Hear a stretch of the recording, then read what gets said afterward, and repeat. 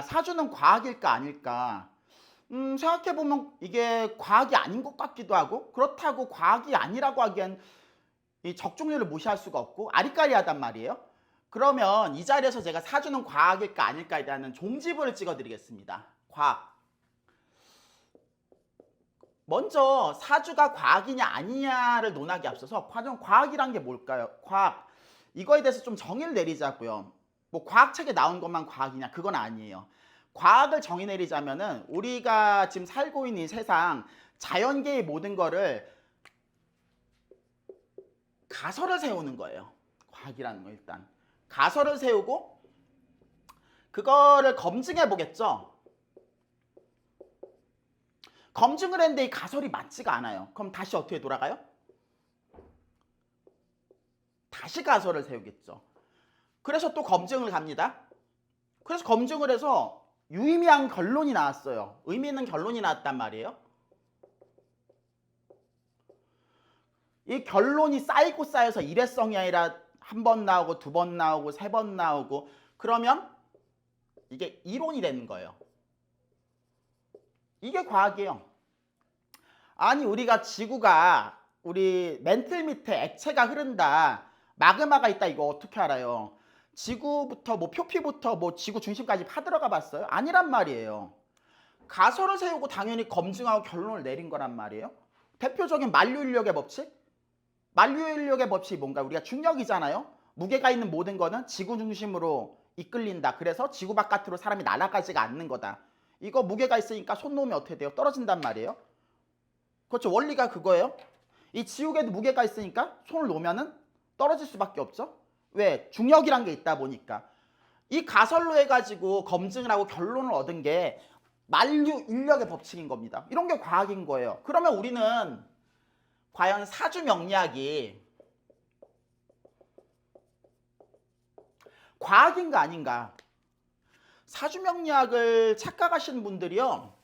사주 명리학을 통계학이라고 말씀하세요.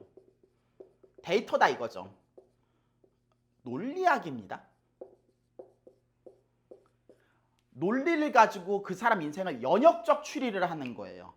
통계라는 거는 사주 명리의 이론을 하나의 검증한 하나의 수단일 뿐이고 이게 통계적인 걸로만 이루어지는 게 아니에요. 가설을 세우죠. 명적으로 예를 들어서 그 사람 사주에 목이 많다, 목이 강하다, 목은 어떤 특징이 있다. 그래서 당신은 어떻게 살 거다. 가설을 세우고 이거를 검증해보죠. 사주를 풀어보는 거예요. 임상을 해본단 말이에요. 그래서 이런 부분은 맞고는 이런 부분은 틀리다. 맞는 부분에 결론이 나오겠죠. 이 결론이 뭐 일회성이라도 의미는 있는 거예요. 원리가 정확하면은. 근데 일회성이 아니고 두 번, 세 번, 네 번 그 수치가 많아지죠. 그럼 그게 이론이 되는 거예요. 그럼 이론에서 끝나는 게 아니죠.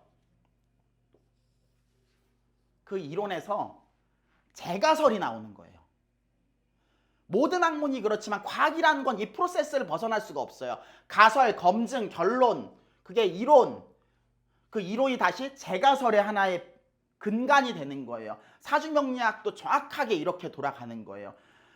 여기에서 핵심이 나왔죠. 여러분들이 사주를 잘 보고 싶다.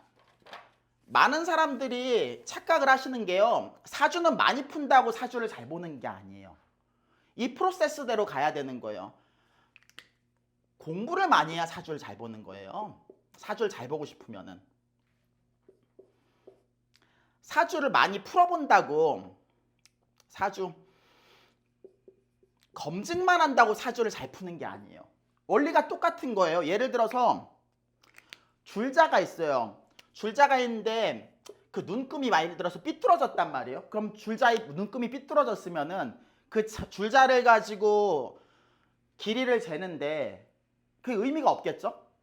100번을 재면 100번의 오류가 나올 거고 1000번을 재면 1000번의 오류가 나올 거고 검증에 앞서서 가설부터 완벽해야 돼요. 물론 완벽한 가설은 없을 거예요. 가설이 다 맞는 건 아니니까. 그럼 가설에 뭐가 틀렸으면 다시 재가설을 세우고 그런데 가설이 완성도가 높을수록 검증에서 잘 맞을 수밖에 없는 거예요. 검증에서 잘 맞아야지 유의미한 결론이 나오는 거고 그걸 이론이라고 감히 쓸 수 있는 거예요. 그러니까 사주를 못 푸는 사람들이 이 가설 자체를 깡그리 무시해버리는 거야. 그리고서 아무 사주나 갖다 박는 거예요. 그러니까 적중률도 떨어지겠지만은 소 뒷발로 쥐 잡는 것처럼 어쩌다 맞추더라도 이게 왜 맞는 건지 자기가 납득을 못하고 설명을 못하는 거예요. 그러니까 대표적으로 똑같은 사주를 갖다 보여줘도 예를 들어서 사주를 보여준단 말이에요. 누구한테 사주를 보여줘서 그걸 사주를 풀게끔 해요. 근데 똑같은 사주를 그 사람한테 일주일 후에 정확하게 갖다 준다. 똑같은 말이 안 나오는 거예요. 왜? 원칙 없이 사주를 푼다는 거죠. 가설이 제대로 서 있지가 않다는 거예요. 사주 명리학은 과학입니다. 그것도 무슨 과학이에요? 자연계의 기운을, 우리가 인간이라는 게 자연계에 속해 있잖아요. 자연계의 기운을 인간한테 대입시켜서 인간의 삶을 조명하고 예측한 학문이에요. 그렇기 때문에 과학은 과학인데 자연과학인 거예요. 그런데 여기서 한마디 의의를 제기한 사람이 있을 거예요. 아니 자연과학인데 왜 아직까지도 통일성 있는 게 많이 안 나오냐. 통일성 있는 게 나온 게 있고 아직 미진한 게 있어요. 근데 일반적인 과학하고 좀 차이점이 뭐냐면은 사주명리학이 검증하는 게 다른 과학에 비해서 좀 어려운 이유가 변수가 많이 들어가요. 예를 들어서 실험실 같은 경우는 어떤 실험을 할 때 실험의 객관성을 유지하기 위해서 그 세팅 자체가 딱 온도든 습도든 그러니까 실험 환경을 동일하게 맞춰 놓는단 말이에요. 그래야지 유의미한 결과가 나오겠죠. 근데 사람의 인생이라는 건 이게 사주 말고도 다른 변수가 좀 많이 들어가요. 뭐 혈통도 있고 뭐 시대적 배경도 있고 그 사람의 어떤 지역적, 국가적인 것도 있단 말이에요. 이런 변수들이 들어가거든요. 그래서 동일 사주라도 삶이 달라지는 거예요. 그런데 거꾸로 말해보면 이게 통제가 된다. 이걸 동일 시점으로 놓고서 사주를 비교해 본다. 그럼 사주에 유의미한 결과가 나오는 거죠.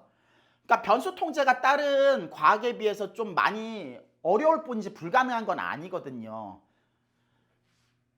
그렇기 때문에 사주 명리학은 과학적 분야로 접근을 해야지 여러분들 유의미한 답이 나오는 거예요. 맨날 뭐 적중률만 가지고 사주이지 사이언스. 근데 왜 사이언스인지 몰라. 그냥 잘 맞추니까 사이언스래.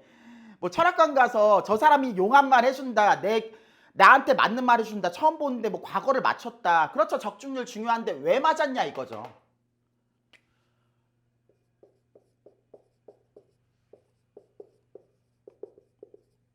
수학하고 되게 비슷해요. 과정 증명이 잘 되는 사람이 결국 적중률도 높은 거예요. 우리가 뭘 맞추고 싶다고 해서 맞출 수 있는 게 아니에요. 오히려 적중률에만 급급하다 보면 역설적으로 적중률이 높게 안 나와요. 일례를 하나 들어보죠. 예를 들어서 내 앞에 도박 중독자가 있어요. 내가 돈을 몇 푼 쥐어줬어요. 그럼 그 다음 행동이 어떨까요? 도박하러 가겠죠. 이것도 예측한 거예요. 이 예측이 어떻게 나왔을까? 그 사람을 이해하고 있거든. 아, 저 사람이 어떤 사람인가. 그러니까 우리가 사주를 보고 그 사람을 판단한다는 건 사주로 그 사람을 이해한다는 거예요. 그 사람에 대한 이해도가 높을수록 과정 증명이 잘 되고 적중률이 높을 수밖에 없는 거예요. 그러니까 여러분들도 앞으로 사주 공부를 하실 때 독학을 하시든 이 스승을 놓고 공부를 하시든 가설, 검증, 결과, 이론 이 프로세스를 벗어나면 안 되는 거예요. 그래야지 내가 실제로 사주를 볼 줄 아는 거고 실력이 늘어나는 거죠. 오늘 사주 1타 강사는 여기까지입니다. 다음 시간에 더욱 유익하고 재미있는 모습으로 여러분들 찾아뵙겠습니다. 그럼 안녕히 계세요.